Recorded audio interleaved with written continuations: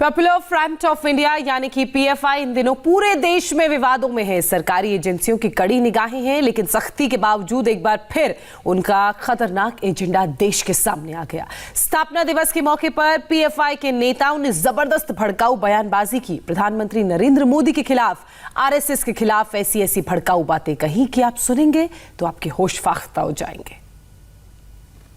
India का असल दुश्मन बिना किसी डाउट के आरएसएस, बिना किसी डाउट के जो राम मंदिर के कलेक्शन के लिए आ रहे हैं आपके घरों में, आपके सामने एक ही बात बताता हूं, जिस तरीके से एनआरसी को बॉयकॉट किया था, अगर ये लोग आपके घर में और दुकान में राम मंदिर के लिए पैसे मांगने के लिए आए, एक पैसा भी मत दीजिए इन्हें। हमारा हौसला फौलाद की दीवार बनता है और तुम्हारा जुल्म काफी है हमें बेदार करने को। जो लोहा ज़र्ब सहता है वही तलवार बनता है। पिछले एक साल से पॉपुलर फ्रंट ऑफ इंडिया यानी पीएफआई विवादों में है। फिर चाहे वो उत्तर प्रदेश में बम ब्लास्ट का मामला हो या फिर दिल्ली में दंगा कराने की साजिश हो, हर जगह समाज में जहर घोलते हैं, नफरत की खेती करते हैं। लेकिन बावजूद इसके पॉपुलर फ्रंट ऑफ इंडिया के समर्थक सरकार को ही कटघरे में खड़ा करते हैं। पीएफआई के इस भड़काऊ भाईजान को सुनिए। स्थापना दिवस पर अनीस अहमद ने जिस तरह का भड़काऊ भाषण दिया वो किसी जहर से कम नहीं था। आप सुनिए आरएसएस के नाम पर इस भड़काऊ भाईजान ने कैसे लोगों को भड़काने की कोशिश की।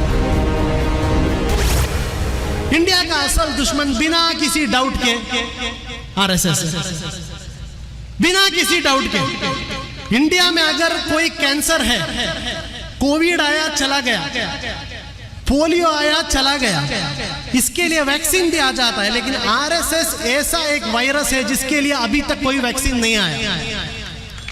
इंशाअल्लाह वो वैक्सीन पॉपुलर फ्रंट लेके आएगा। बुधवार को पीएफआई के स्थापना दिवस के मौके पर मैंगलोर के उल्लाल इलाके में अनीस अहमद का संबोधन हो रहा था। हजारों की भीड़ थी और सबके सामने बीजेपी और आरएसएस के लिए आपत्तिजनक बातें कही जा रही थी, वो भी उस राज्य में जहां बीजेपी की सरकार है। खुलेआम धमकी दे रहे थे और बोल रहे थे कि मुसलमान डरा हुआ है, डर कर रह रहा है, मतलब मुसलमानों को हिंदुओं के खिलाफ भड़का रहे थे। वो सब कुछ कर रहे थे कि शहर में अशांति फैल जाए, समाज में आग लग जाए। हर दिन पॉपुलर फ्रंट पर एक नया इल्जाम लगाया जाएगा, पॉपुलर फ्रंट को नया टारगेट किया जाएगा। पॉपुलर फ्रंट के मेंबर से भी मैं यहां पर कहना चाहता हूं, रेडी हो जाओ। यूएपी आने वाला है, ईडी केसेस आप पर पड़ने वाले हैं, एनआईए आपके पीछे आने वाला है, नेशनल सिक्योरिटी एक्ट आप पर लगाने वाले हैं, सेडिशन केस आप पर लगाने वाले हैं, ये सारे चीज आने वाले हैं। इस सब के लिए रेडी रहने का एक वक्त आ गया है। एक बार नहीं, कई बार अलग अलग राज्यों की पुलिस इस बात का खुलासा कर चुकी है कि पीएफआई वालों को हिंदुस्तान की शांति खटकती रहती है। बर्दाश्त नहीं होती कि मुल्क में अमन से लोग रहें। इसीलिए कभी सरकार के खिलाफ तो कभी समाज के खिलाफ जहर उगलकर साजिश रचते रहते हैं। आजकल राम मंदिर के लिए चल रहे चंदा अभियान में भी अपना एजेंडा तलाश रहे हैं। लोगों को धर्म के नाम पर भड़काने की कोशिश कर रहे हैं।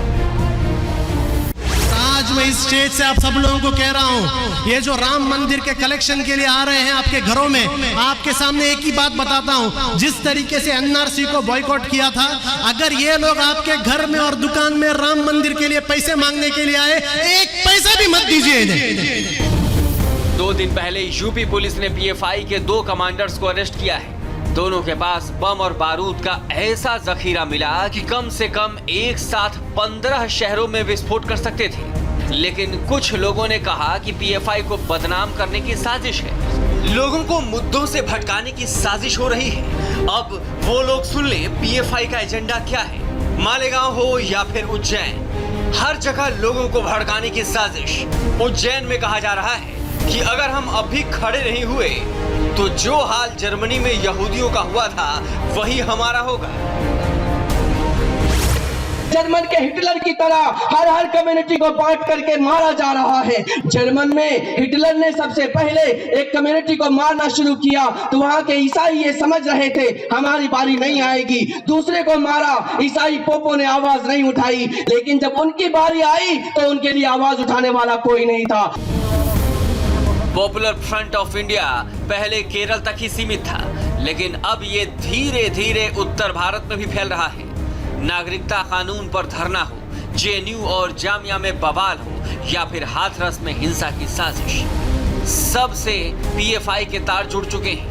देश की कई एजेंसियों के निशाने पर है पीएफआई, लेकिन इसके बावजूद जब सरकार धरपकड़ करती है तो सरकार के फैसले पर सवाल उठाने वालों की कतार लग जाती है। लेकिन ऐसे लोगों को, जहर उगलने वाले इन लोगों को सुनना चाहिए और तय करना चाहिए कि क्या ऐसे बोल सही हैं।